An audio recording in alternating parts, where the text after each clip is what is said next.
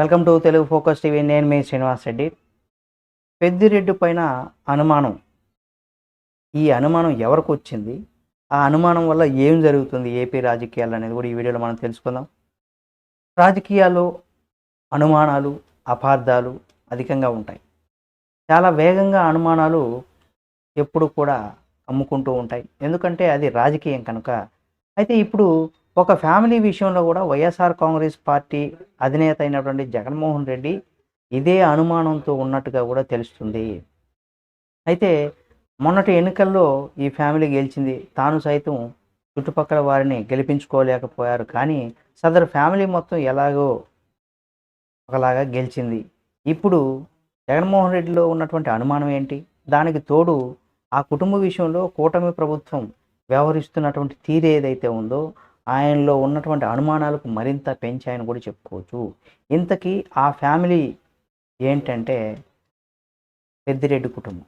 అయితే జగన్మోహన్ రెడ్డి కోసం పరితపించేటువంటి ఆ కుటుంబం ఇప్పుడు ఆయన అవమానాలకే కారణం అవుతుండడం విశేషంగా చెప్పుకోవచ్చు. ఎందుకంటే పెద్దిరెడ్డి ఫ్యామిలీ ఎలా గెలిచిందనేది కూడా 2024 ఎన్నికల్లో మనం కనుక చూసినట్లయితే కూటమి ప్రభంజనం వైఎస్ఆర్ కాంగ్రెస్ పార్టీ కొట్టుకుపోయింది. కానీ ఉమ్మడి చిత్తూరు జిల్లాలో 2 ఎమ్మెల్యే సీట్లు, ఒక ఎంపీ సీటుతో గెలిచింది. పుంగనూరు నుంచి కూడా పెద్దిరెడ్డి రామచంద్రారెడ్డి, తంబాలపల్లి నుంచి కూడా ద్వారకానందరెడ్డి, రాజంపేట ఎంపీ స్థానం నుంచి కూడా పెద్దిరెడ్డి మిథున్ రెడ్డి. ఈ ముగ్గురు కూడా ఒక కుటుంబానికి చెందినటువంటి వ్యక్తులు. ముగ్గురు కూడా గెలిచారు ఏపీ రాజకీయాల్లో. అయితే జగన్మోహన్ రెడ్డిలో ఒక రకమైనటువంటి అనుమానం పెరిగినట్టుగా కూడా వార్తలైతే వస్తున్నాయి.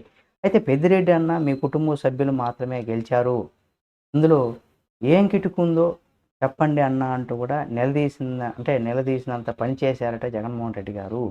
సాధారణంగా జగన్మోహన్ రెడ్డి కొంత అనవసరమైనటువంటి వ్యాఖ్యలు ఎక్కడ కూడా చేయరని కొంతమంది అంటుంటారు. కొంతమంది అయితే జగన్మోహన్ రెడ్డి గారు ఎక్కువగా అనవసరమైనటువంటి వ్యాఖ్యలు చేస్తూ ఉంటారు.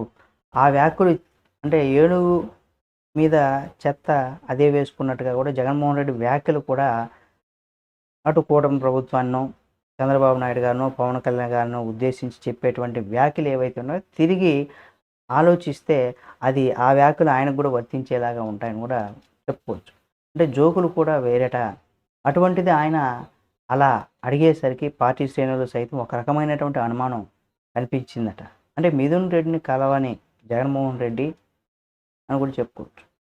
పెద్దిరెడ్డి రామచంద్రారెడ్డి కుటుంబం పైన కేసులైతే నమోదైన విషయం మనందరికీ తెలుసు. ఆయన కుమారుడు మిథున్ రెడ్డి అరెస్ట్ అయిన విషయం, అయితే జైలుకు వెళ్ళడం, అలా అన్ని రకాల వసతులు కల్పించారు. ములాఖాతు విషయంలో కూడా ఎటువంటి కఠిన నిబంధనలు కూడా లేవు. ఇది జగన్మోహన్ రెడ్డిలో మరింత అనుమానం పెంచింది. అందుకే ఆయన కనీసం మిథున్ రెడ్డిని పరామర్శించడం కూడా చేయలేదు అని కూడా మనం చెప్పు. ఇప్పటికి కూడా పరామర్శించలేదు. అదే వల్లభనేని వంశీ మోహను, కాకాని గోవర్ధన్ రెడ్డి వంటి నేతలు జైలుకు వెళ్ళి రాగానే వాళ్ళందరినీ కూడా పరామర్శించారు జగన్మోహన్ రెడ్డి. తనకు అత్యంత సన్నిహితుడైనటువంటి నమ్మకస్తుడైనటువంటి పెద్దిరెడ్డి మిథున్ రెడ్డిని మాత్రం మాట మాత్రానికి కూడా పలకరించలేదట. అంటే జైలు నుండి బయటకు వచ్చిన మిథున్ రెడ్డి జగన్మోహన్ రెడ్డి కూడా కలవలేదు. ఈ పరిణామాలన్నీ కూడా అనుమానాలకు దారి తీస్తున్నాయి. అయితే తంబాలపల్లి పైన అనుమానం కలిగిందనమాట. అంటే తాజాగా తంబాలపల్లి కల్తీ మద్యం వ్యవహారం బయటపడింది. నకిలీ మద్యం తయారీలో టీడీపీ ఇన్ఛార్జి జయచంద్రారెడ్డి పైన అనేక రకాల అనుమానాలు కూడా ఉన్నాయి. అందుకే ఆయన పైన వేటు పడింది. అయితే ఎన్నికలకు ముందు టీడీపీలో చేరినటువంటి ఆయనకు టికెట్ ఎలా వచ్చింది? కూటమి ప్రభంజనంలో సైతం ద్వారకానాథరెడ్డి ఎలా గెలిచారు? ఇలాంటి అనుమానాలు పెద్దగా ఇప్పుడు జగన్మోహన్ రెడ్డిలో కావచ్చు బయటపడుతున్నట్టుగా అనుమానాలు అయితే బయటపడుతుంది. తప్పకుండా తమ కుటుంబం గెలిచేందుకు రాయలసీమలో టీడీపీకి, వైఎస్ఆర్ కాంగ్రెస్ పార్టీకి అప్పజెప్పారన్న అనుమానం జగన్మోహన్ రెడ్డిలో ప్రారంభమైంది. ముఖ్యంగా తన కోసం అనంతపురం జిల్లాను టీడీపీకి తాకట్టు పెట్టారని, అందుకే ఇప్పుడు అరెస్ట్ కాకుండా పెద్దిరెడ్డి తప్పించుకునే తిరుగుతున్నారన్న అనుమానాలు జగన్మోహన్ రెడ్డిలో కూడా పెరిగిపోతున్నాయట.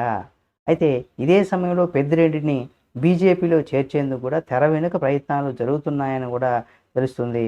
అన్ని అనుమానాలు కూడా కలుగుతున్నాయని కూడా తెలుస్తుంది. మరి చూడాలి, నిజంగా జగన్మోహన్ రెడ్డి అనుమానం కరెక్ట్ అవుతుందా, లేదా అదంతా ఊహాగానాలా? ఈ వార్తల్లో ఎంత నిజం ఉంది ఏమీ తెలియాలంటే దీనికి కాలమే సమాధానం చెప్తుంది. అంటే రానున్న రోజుల్లో ఏం జరగబోతుందో చూస్తే ఈ వ్యాఖ్యలు, ఈరోజు మనం చెప్పినటువంటి ఈ వ్యాఖ్యలు రానున్న రోజుల్లో కూడా బయటపడేటువంటి అవకాశం ఉంది. మరి మీరేమనుకుంటున్నారు? నిజంగా తెర వెనుక పెద్దిరెడ్డి వెనక కూటమి ప్రభుత్వం హస్తం ఉందా? ఆయన బీజేపీలో చేర్చే ప్రయత్నం చేస్తుందా? లేదా కూటమి ప్రభుత్వంలోకి రావడానికి తెర వెనుక కథనాలు ఏమైనా నడుపుతుందా అనేది కూడా చూడాల్సినటువంటి పరిస్థితి. చూద్దాం ఏం జరుగుతుంది ఏమనేది కూడా. ఈ వీడియో మీకు నచ్చితే లైక్ చేయండి. మరిన్ని వీడియోల కోసం మన Telugu focus TV channel subscribe చేసుకొని పక్కనే ఉన్న బెల్ బటన్ ఒకటి మాత్రం మర్చిపోకండి.